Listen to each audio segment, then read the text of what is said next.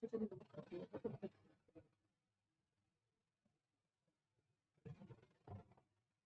everyone, and you're welcome institute of Chandra classes. और मैं doctor Farhat Parveen आज आपके लिए लेकर आई हूँ सीडीपी से एक टॉपिक जिसका नाम है heredity and environment. Heredity and environment जिसका कि एक चाइल्ड की ग्रोथ पर क्या इफेक्ट पड़ता है और वो किस तरह से एक चाइल्ड की जो हमारे बच्चे का जो विकास है उसको प्रभावित करता है। आज इसी का डिस्कशन हम करेंगे अपनी इस क्लास के अंदर। चलिए फिर देर ना करते हुए स्टार्ट करते हैं। Heredity and environment. Heredity and environment.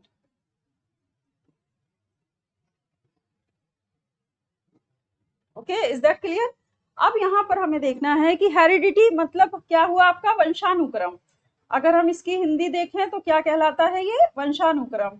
और अगर हम इन्वायरमेंट की इंग्लिश देखते हैं तो इसका मतलब है आपका पर्यावरण।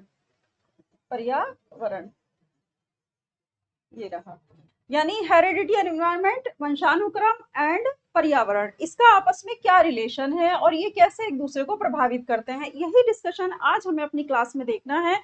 और यही चीजें आज हमें समझनी है कि किस तरह से हेरिडिटी एंड इन्वायरमेंट इफेक्ट डालते हैं डेवलपमेंट पर, डेवलपमेंट ऑफ चाइल्ड पर, यानी बच्चे के विकास पर।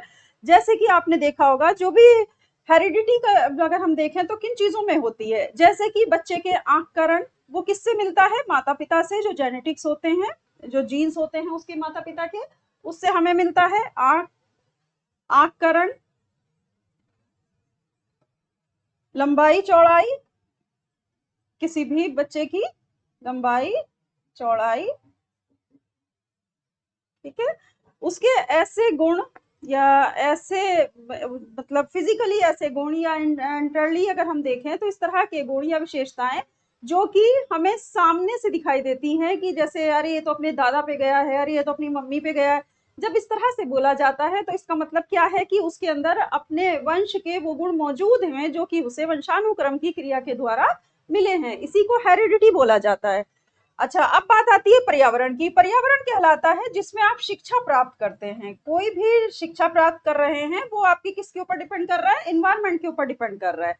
वो पर्यावरण के ऊपर डिपेंड करता है कि आप शिक्षा कैसे माहौल में जाकर के आप ग्रहण कर रहे हैं।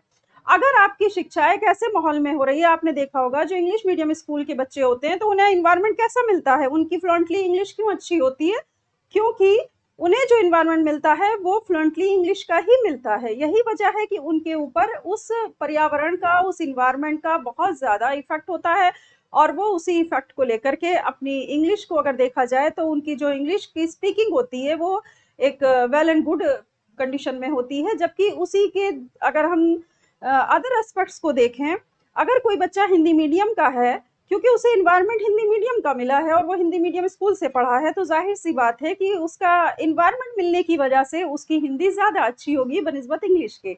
तो इस तरह से हम हेरिडिट इन्वायरमेंट और हेरिडिटी में डिफरेंस कर सकते हैं।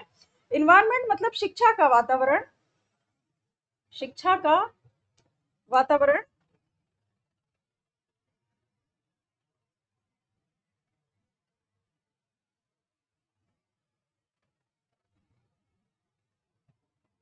इस तरह से देखिए आप, शिक्षा का वातावरण, ये सब आपके किस में आएगा, ये सब पर्यावरण में आएगा। आपके संगत का असर अगर देखें तो मान लीजिए कोई बच्चा बहुत अच्छे घर से है लेकिन उसकी संगत या उसका जो फ्रेंडशिप है वो ऐसे लोगों से है जो कि बिल्कुल भी अच्छी नहीं है, तो आप ये भी देखेंगे कि उसके ऊपर फिर उसी संगत का असर पड़ता है जिसमें वो रहता है। तो ये हमारे इन्वायरमेंट का इफेक्ट पड़ता है, मतलब संगत का प्रभाव, इसे हम ये भी कह सकते हैं संगत का प्रभाव।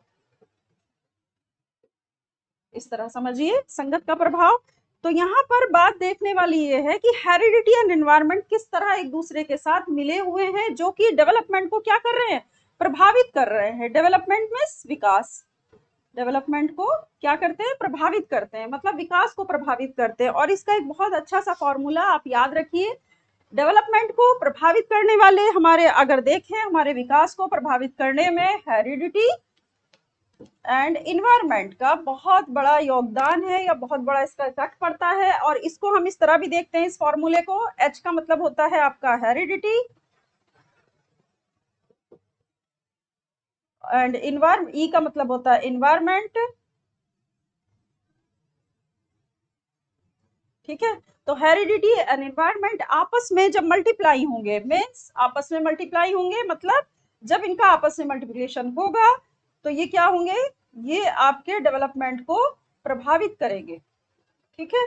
डेवलपमेंट हमारा किसके ऊपर डिपेंड कर रहा है, हेरिडिटी एंड इन्वायरमेंट के ऊपर इफेक्ट डाल रहा है, ज्यादा से ज्यादा इसका इफेक्ट होता है।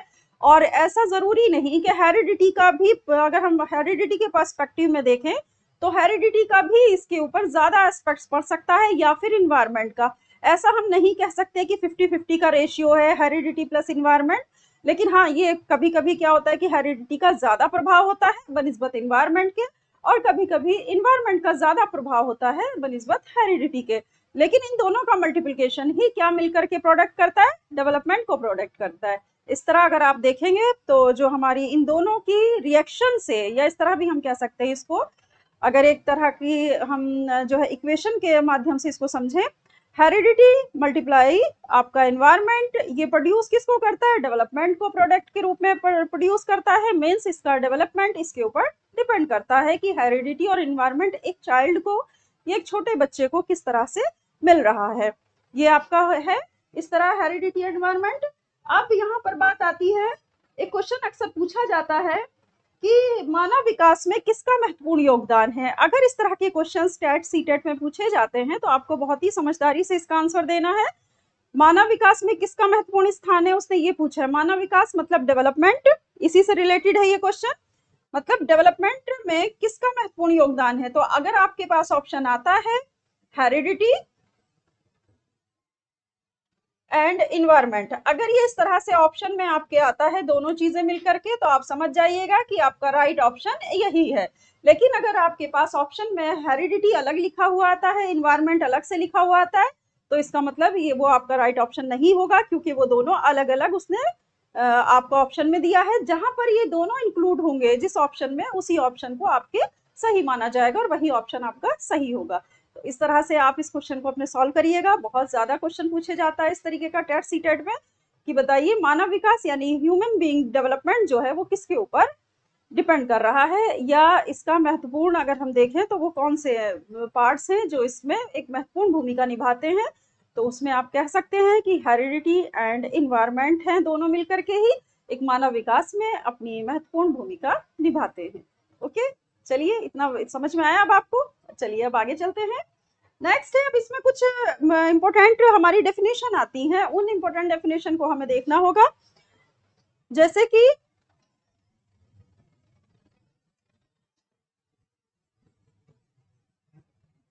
इंपॉर्टेंट डेफिनेशन,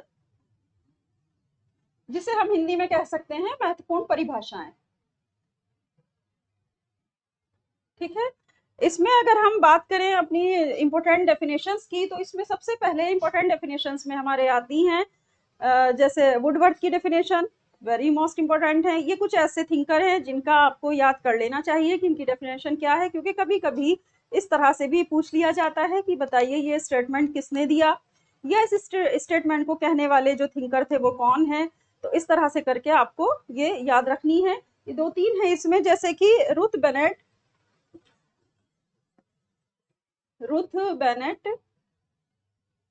इनकी डेफिनेशन है, इसको आप पढ़ लीजिएगा। दूसरा है आपका वुडवर्ड्स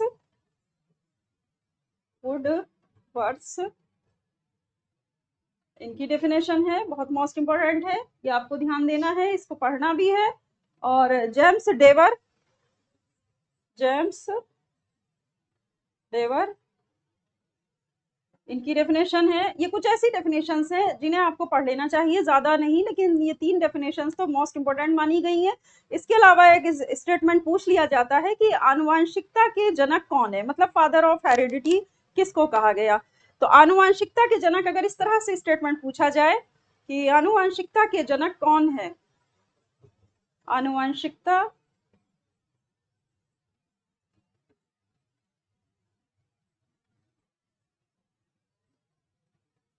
आनुवंशिकता इस तरह से देखिए, आनुवंशिकता के जनक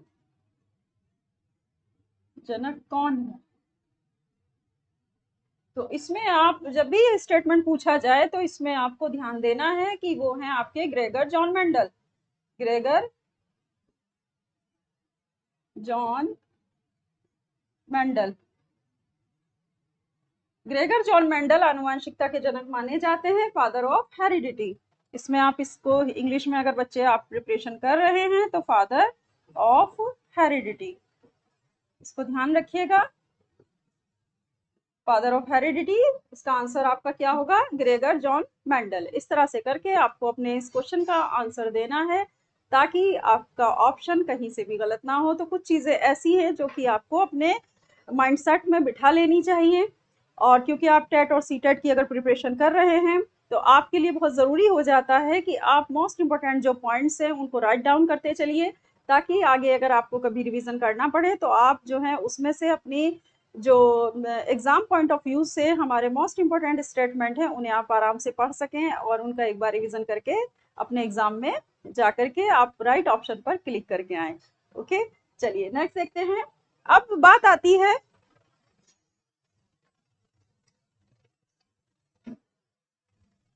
इसमें, अगर हम देखें तो कुछ इस तरह का है कि व्यक्तित्व पर यानी कि हमारी पर्सनालिटी पर जो है वो वंशानुक्रम का क्या प्रभाव है, यानी व्यक्तित्व पर उस वंशानुक्रम हेरिडिटी का क्या प्रभाव पड़ता है। What is the effect of heredity on environment या ऑन पर्सनैलिटी, इस तरह से करके। इन्वायरमेंट तो खैर सेकंड एस्पेक्ट है, हम इसका देखेंगे, लेकिन फिलहाल ये पूछा जा रहा है कि ये बताइए कि व्यक्तित्व पर यानी पर्सनैलिटी पर हमारे किस तरह से इफेक्ट डालती है वंशानुक्रम।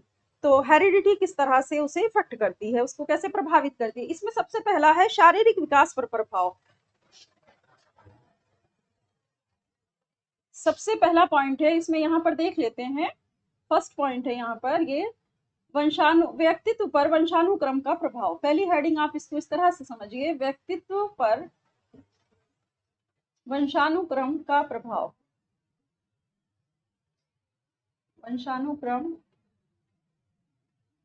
का प्रभाव।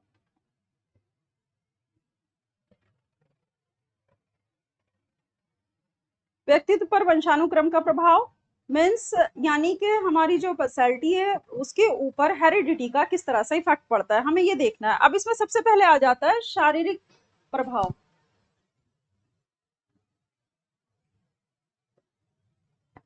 शारीरिक प्रभाव। शारीरिक प्रभाव। शारीरिक प्रभाव मतलब, अब इसको देने वाले फर्स्ट पॉइंट है ये आपका शारीरिक प्रभाव, मतलब फिजिकल इफेक्ट्स। इस तरह भी हम देख सकते हैं कि हमारी जो फिजिकल इफेक्ट है उस पर कैसे शारीरिक प्रभाव पड़ेगा। इसमें है कार्ल पियर्सन का एक बहुत डेफिनेशन बड़ी अच्छी दी हुई है, या कार्ल पियर्सन ने बड़े अच्छे ढंग से इसको समझाया है। कार्ल पियर्सन, इसको ध्यान रखिएगा।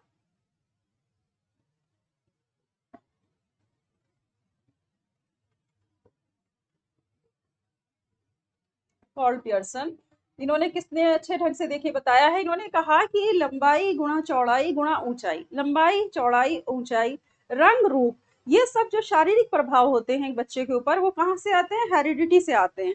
जैसे कि अगर मदर फादर जो है हमारे वो ब्लैक उनके हेयर हैं तो जाहिर सी बात है कि हमारे हेयर भी ब्लैक ही होंगे।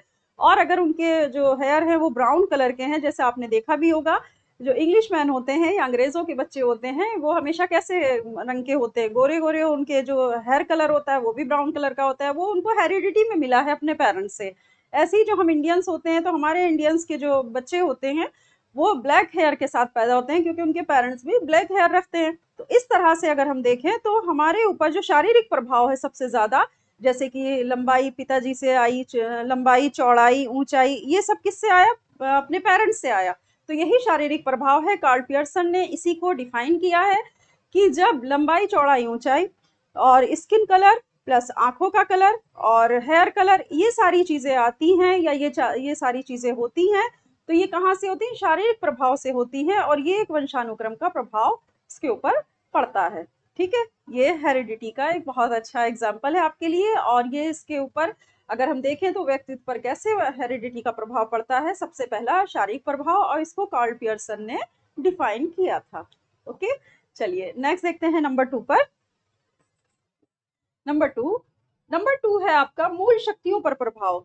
मूल शक्तियों पर प्रभाव।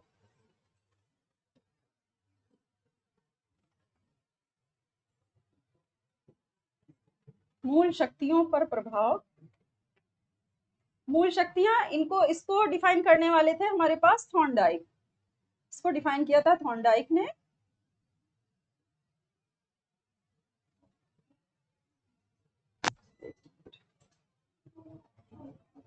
इसको डिफाइन करने वाले थे थॉर्नडाइक। थॉर्नडाइक ने कहा था कि मूल शक्तियों पर सबसे ज्यादा जो प्रभाव पड़ता है वो वंशानुक्रम का पड़ता है। मूल शक्तियां मीन्स जैसे कि बच्चे के उठने बैठने का तरीका, उसका जो है अगर देखा जाए तो एक एक होता नहीं कि जेनेटिक्स, कुछ कैरेक्टरिस्टिक्स हर बच्चे के अंदर होती हैं। जैसे कि बहुत तेज दिमाग वाले जो माँ बाप होते हैं तो जाहिर सी बात है उनके बच्चे भी बहुत तेज दिमाग के होते हैं। तो इस तरह जो चीजें होती हैं मूल शक्तियां, यानी कि जो हमें अपने जड़ से मिली होती हैं, बेसिक हमारी पावर्स होती हैं। तो वो जड़ हमारे पास क्या है, वो जड़ हमारे पास है जेनेटिक्स। और जेनेटिक्स से आने वाली ऐसी पावर्स जो कि हमें अपने पेरेंट्स से मिलती हैं या अपने फोरफादर से मिलती हैं, तो यही कहलाता है मूल शक्तियों पर प्रभाव। हेरिडिटी का, हेरिडिटी इसको बहुत ज्यादा प्रभावित करती है, इसका एक्सप्लेन करने वाले थे थॉर्नडाइक।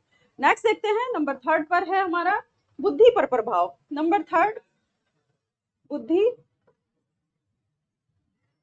पर प्रभाव। बुद्धि पर प्रभाव को यहाँ पर दिखाने वाले हैं हमारे गार्डेड।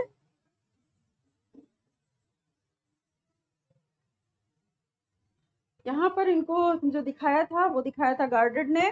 गार्डेड का कहना था कि बुद्धि पर प्रभाव, यानी कि पेरेंट्स की जो बुद्धि है, अगर बुद्धि से पेरेंट्स हमारे तेज हैं, हमारे फोरफादर्स हमेशा से जीनियस रहे हैं, तो जाहिर सी बात है कि ऐसे जो पेरेंट्स होंगे उनके होने वाले जो बच्चे होंगे वो भी बहुत तेज दिमाग के होंगे। तो गार्डर ने इसको भी बहुत अच्छे से डिफाइन किया और इसका डिस्कशन किया, कहा कि बुद्धि पर भी हेरिडिटी का बहुत ज्यादा प्रभाव पड़ता है। जितने ज्यादा तेज दिमाग के हमारे पेरेंट्स होंगे उतना ही ज्यादा तेज दिमाग के हमारे बच्चे होंगे। ठीक है, तो ये है बुद्धि पर प्रभाव। आप मोटी मोटी चीजें समझ लीजिए, जिस तरह से क्वेश्चंस पूछे जाते हैं, अगर उसमें इनमें से कोई भी इस तरह से पूछा जाता है ऑप्शन में कि बताइए व्यक्तित्व पर वंशानुक्रम का प्रभाव में किस पर पड़ेगा, शारीरिक प्रभाव पर है या फिर आपकी मूल शक्तियों पर है या बुद्धि पर प्रभाव है, तो जाहिर सी बात है नीचे अगर ये दिया है कि उपरोक्त सभी, तो आप लिख सकते हैं या आप ये टिक कर सकते हैं कि ऑल ऑफ द अबव, यानी सभी सही हैं। ठीक है, D option is the right option. इस तरह करके भी आप इस क्वेश्चन का आंसर दे सकते हैं। ओके, नेक्स्ट देखते हैं नंबर 4 पर। नंबर 4 है आपका चरित्र पर प्रभाव।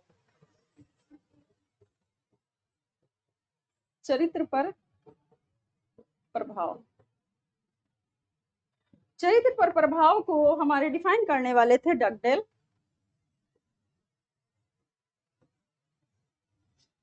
डगडेल ने कहा कि कैरेक्टर्स पर बहुत ज्यादा इफेक्ट डालती है हेरिडिटी। डगडेल्स ने इसी के ऊपर कुछ एक्सपेरिमेंट भी किए थे। तो उनका कहना यह था कि डगडेल जो इस चीज को मतलब समझाने की कोशिश कर रहे हैं कि चरित्र पर जो प्रभाव पड़ता है वो पड़ता है हेरिडिटी का।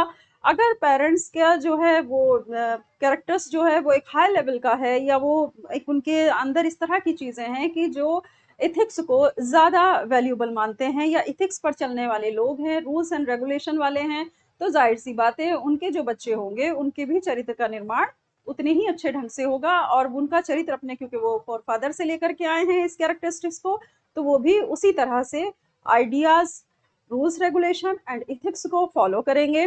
तो इस तरह से देखा जाए तो चरित्र पर भी हेरिडिटी का प्रभाव पड़ता है। ये आपके पास 4 पॉइंट हो गए। नेक्स्ट पॉइंट देखते हैं व्यवसायिक कुशलता पर प्रभाव। नंबर 5 व्यवसायिक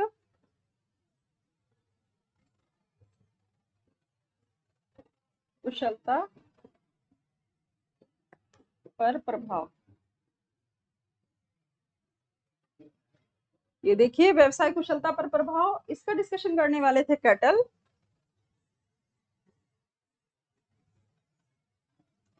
कैटल ने ये इस चीज को जो है डिफाइन भी किया एंड एक्सप्लेन भी किया। कैटल का कहना यह था कि जो जिस प्रोफेशन से जुड़ा होता है तो उसके जो बच्चे होते हैं वो भी उस प्रोफेशन में उतने ही मतलब अगर देखें तो मतलब एक तरह से प्रोफिशिएंसी होती है उनके अंदर, कुशलता होती है इस चीज़ को लेकर के कि उन्होंने हमेशा जिस प्रोफेशन को देखा अपने पेरेंट्स को करते हुए, या उनके पेरेंट्स में से मान लीजिए फादर हैं, फादर कोई बहुत अच्छे जो हैं वो इस तरह से आप मान लीजिए बहुत अच्छे आयरन में मतलब एक तरह का लोहे का काम करने वाले हैं, या इस तरह का जो है आयरन स्मिथ है, तो वो फिर जाहिर सी बात है कि उनके जो बच्चे होंगे वो भी बहुत अच्छा लोहे का काम करना जानते होंगे, लोहा पीटना और फिर उससे किस तरह से चीज़ें बनती हैं, किस तरह उसको मॉडिफाइड किया जाता है। तो ये सारी चीज़ों में उनमें बचपन से ही वो कैरेक्टरिस्टिक डेवलप हो चुकी होंगी, जिस तरह का प्रोफेशन वो अपने घर में देख रहे हैं। अगर कोई टीचर का मतलब स्टूडेंट, अगर कोई टीचर का बच्चा है, वो अपने घर में शुरू से पढ़ाई का माहौल देखता है, तो जाहिर सी बात है कि किताबें हमेशा से उसके आसपास रहीं,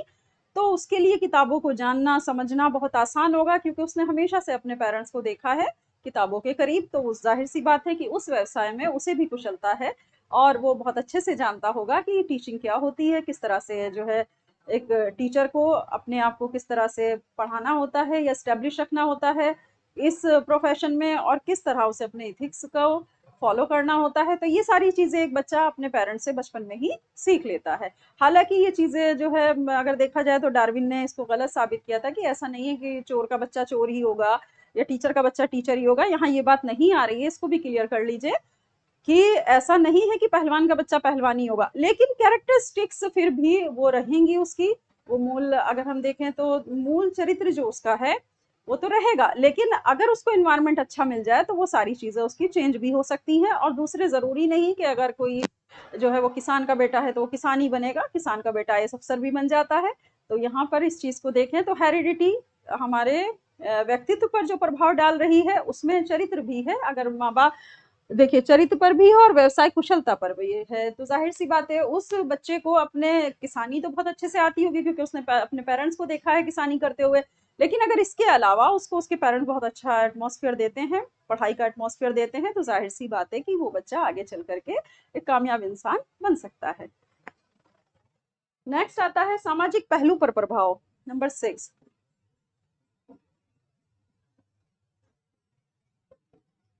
सामाजिक पहलू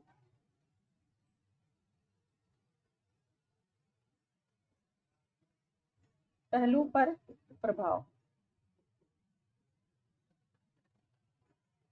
ये देखिए सामाजिक पहलू पर प्रभाव, इसको क्या देने वाले थे, विनशिप। विनशिप ने इसके बारे में कहा कि जो सामाजिक एस्पेक्ट्स हैं, यानी कि जो हमारे समाज में स्थिति है हमारे पेरेंट्स की, उसके अकॉर्डिंग भी एक बच्चा बहुत ज़्यादा प्रभावित होता है। और हेरिडिटी में जो उसको सामाजिक स्टेटस मिला है, जो सोसाइटी में स्टेटस मिला है, वो एक जो न्यू बॉर्न चाइल्ड है जब वो डेवलप करेगा या उसका डेवलपमेंट होगा, तो वो अपने उस सामाजिक स्टेटस को बनाए रखने की कोशिश भी करेगा। तो इस तरह से अगर हम देखें तो ये कहलाता है आपका सामाजिक पहलू पर प्रभाव, यानी सामाजिक पहलू पर भी इसका बहुत ज्यादा प्रभाव पड़ता है वंशानुक्रम का। जैसा उसका वंश होगा वो वैसी अपनी सामाजिक स्थिति को बनाए रखने की कोशिश जरूर करेगा। नेक्स्ट है नंबर 7। नंबर 7 पर है महानता पर प्रभाव।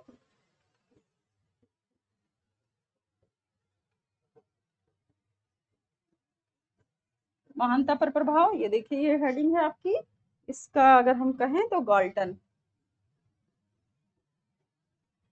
गाल्टन ने इसको डिफाइन किया था और कहा था कि महान लोगों के बच्चे महानता की तरफ ज्यादा जाते हैं, क्योंकि महानता का प्रभाव भी पड़ता है। जिसके फोरफादर्स महान रहे हो, ग्रेट रहे हो, और उन्होंने एक देखिए ये इसी से रिलेटेड है। अगर हम देखें थोड़ा सा, ये पॉइंट हमारा सामाजिक पहलू पर ही से ही रिलेटेड है कि समाज की जो स्थिति हमारे परिवार की होगी समाज में, तो बच्चे को शुरू से ही वो सब चीजें देखने को मिलेंगी कि समाज में मेरे घर की क्या स्थिति है, क्या पोजीशन है, लोग हमें किस नजर से देखते हैं। तो अगर किसी महान आदमी का घर परिवार है तो उसके बच्चे फिर वैसा ही बनने की कोशिश करते हैं, या उसी डायरेक्शन को फॉलो करने की कोशिश करते हैं जिस पर उसके फॉरफादर चले थे, ताकि वो भी आगे चल करके महान बन सके। वो क्योंकि वो महानता की बात को समझता है, जानता है, उसने बचपन से देखा है, और ये हेरिडिटी में उसको मिला है। सबसे बड़ी बात है कि उसको हेरिडिटी में मिला है, तो हेरिडिटी का प्रभाव किस पर पड़ रहा है, व्यक्तित्व पर। और व्यक्तित्व पर अगर हम देखें तो ये हमारे 7 point, it is the most important.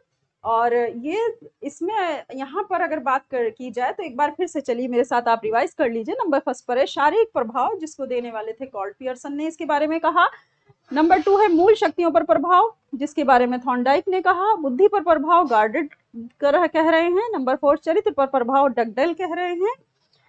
And व्यवसायिक कुशलता पर प्रभाव कैटल ने कहा। सामाजिक पहलू पर प्रभाव विंशिप बोल रहे हैं।